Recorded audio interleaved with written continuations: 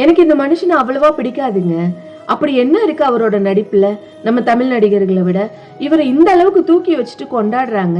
அதுவும் ரகுவரன் சாரோட கம்பேர் பண்ற அளவுக்கு அப்படி என்ன இருக்கு அவரோட நடிப்புலன்னு பல தருணங்கள்ல கோவப்பட்டிருக்கேங்க.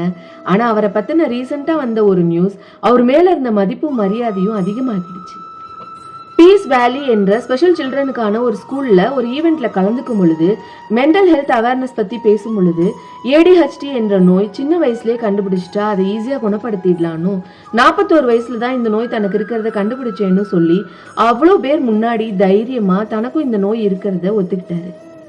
பல மொழிகள்ல பல படங்கள்ல நடிச்சிட்டு வர ஒருத்தர் சமுதாயத்துல உள்ள மற்றவர்கள் தன்னை எப்படி பார்ப்பாங்கன்னு எந்த பயமும் இல்லாம தன்னிடம் உள்ள குறையை வெளிப்படுத்திய விதம், அதிலும் குறிப்பா அங்க இருக்க குழந்தைங்க கிட்ட நானும் உங்கள ஒருத்தன் தான் உணர்வை ஏற்படுத்தி நம்பிக்கையை கொடுக்கறதுக்காக அவர் சொன்ன இடம், அவர் மேல உண்மையிலேயே மரியாதை ரொம்ப கூடுதுங்க.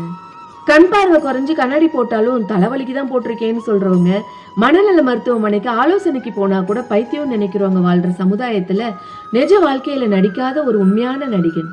தலை வணங்குகிறேன். அன்புடன் நான் உங்கள் கீதா கொளஞ்சிநாதன். இது கலர்ஸ் ஆஃப் லைஃப் ஜிகே, வாழ்வின் வண்ணங்களுடன்.